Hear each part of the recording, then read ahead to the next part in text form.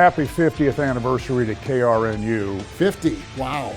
I think KRNU is fabulous. 50 years for KRNU, so cool. That's crazy. I mean, I turned 50 this year, so I know. So I'm like, oh, we're the same. I've been around long enough to go back to when it was KNUS. Well, it was, like I said, it was a wonderful lab opportunity to get hands-on. KRNU being around for as long as it has is just awesome. The first time I was like, holy cow, it's been around for 50 years. And then I was like, holy cow, I did my first shift there 25 years ago. Like, how is that real? Back in the day, I was one of the original program directors, music directors. Through Trial by Fire, we kind of learned what was going to be important and not for music, and people seem to like it. I came to the University of Nebraska in the fall of '91 and was immediately drawn to the radio station. I remember the first time it was on KRNU, and I didn't know the music at all because it was alternative.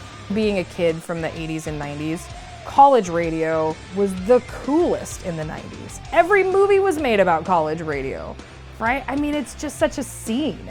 And I love music, and I loved the music that KRNU was playing. So it was a dream. You know, going to concerts and listening to music and just being a part of the station, like it was just like a scene that I wanted to be more involved in. Definitely gave us the opportunity to kind of do whatever we wanted to do. I mean, within obvious reason. But it really sparked my love of alternative music and being sort of on the forefront of like, what's new, what are people doing, what's interesting, and wanting to share that with other people. You know, not only are we reaching students, but then we're also providing a platform for, you know, people in the community who want to create music to get their music on the airwaves. That was my first radio home. You know, to be in the booth in front of the mic, it made you feel like you were the king of the world. There's something wonderful about sitting there with the microphone and getting to play your own music and knowing that you have people out there listening. It had such a big impact on me personally.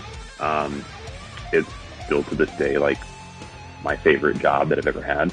KRNU's impact on me is significant. Oh, it was your starting point.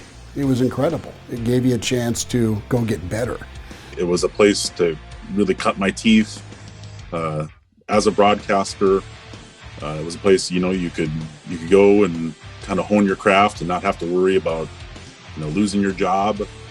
In those days, the wire services, if there was something really important, they would ring 5 bells and go ding, ding, ding, ding, ding. And I heard that 5 bell and I ran over and I looked at the thing and it said, President Kennedy is dead. It was just that simple statement. And I took it and I went on the air and I announced that.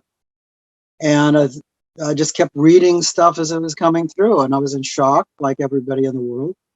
That was an extremely memorable day, and I was, you know, I'm proud to have been a part of that, but it was such a terrible thing to be reporting, and that was my most vivid experience and recollection of KNUS. And you know, I thank God that there was an outlet for me as a university student to feel like I was doing something important. That experience for students, a real world chance to participate in the radio business, is so vitally important. Every good field needs a lab, needs a study lab, needs a place to experiment, needs a place to hone, needs a place to nurture and grow. KRNU is that for me. When I started here in the college, I initially thought I'm going to go right into television. But after working at KRNU and then getting some internships and working part-time at local radio stations, that was actually my first job out of college. Again, totally different path than what I thought. I thought I was going to go right into television, but went into radio thanks to Rick's guidance and thanks to working at KRNU and getting that basis in radio. It gave me the first place that I could safely ride with my training wheels on to figure out what I was doing without fear of crashing and burning. No, it gave you a chance to get a starting point, move along, and critique yourself, like get better by listening and learning. Being able to, in 3.5 years I'm in college, run the board for sporting events, go to Memorial Stadium and call multiple football games, travel on the road and call a game on KRNU from the big house in Michigan, do games on basketball. We did our first soccer broadcast. I was involved in producing one of the first ice hockey broadcasts. We were able to connect to the internet over at the facility. KRNU is such a big part of our college and such a big part of this university. It's been around for more than 50 years, It is the college radio station. It's a place for students to get in, to cut their teeth a little bit, to try things out, to see what it's like to be behind the microphone, to be creative, to come up with new ideas, and yet still to have to fit in within those set time constraints, whatever they have to be covering while they're on air.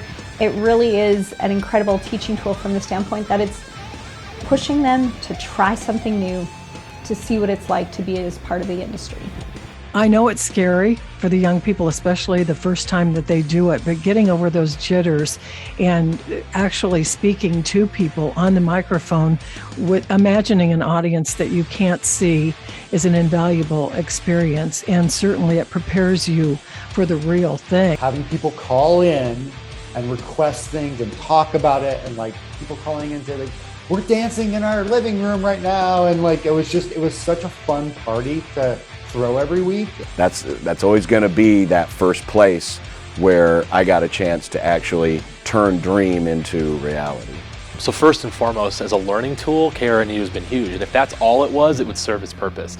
But then getting the opportunity to give students paid opportunities to take part-time jobs, to run the board, have their own specialty shows, that allows 19, 20, 21-year-old kids to expand passion, find things that they like about themselves, find things they're interested in. We had received the Built to Spill live album, which had a 24-minute long song on it. And some of my colleagues and I thought it would be an interesting challenge to see if we could get up to the McDonald's at 11th and Cornhusker and back within the span of Cortez the Killer Live by Built to Spill. And we pulled it off.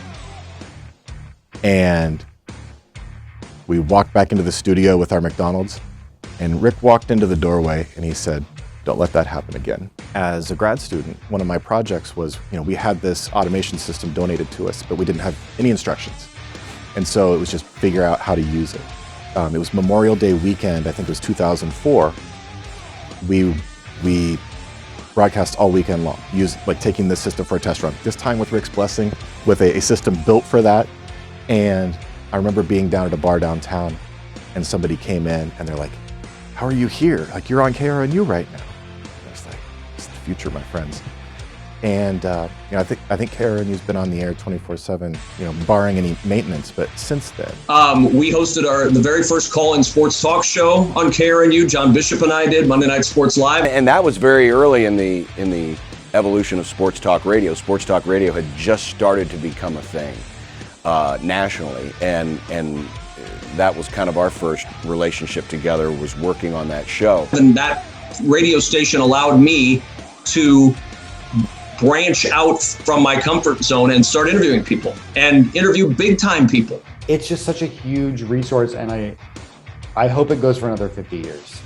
You can graduate and you will still never really leave KRNU. Gave me a chance to call play-by-play and find out that was where my passion was. Calling play-by-play on the radio, calling play-by-play for various sports. I learned it on KRNU. I mean, I had great times, and there's a lot of talented folks that came through here, and the broadcasting college transitioned from Avery to what it is now, and every time I walk in here, I'm like wowed by the technology and just the setup. It's incredible.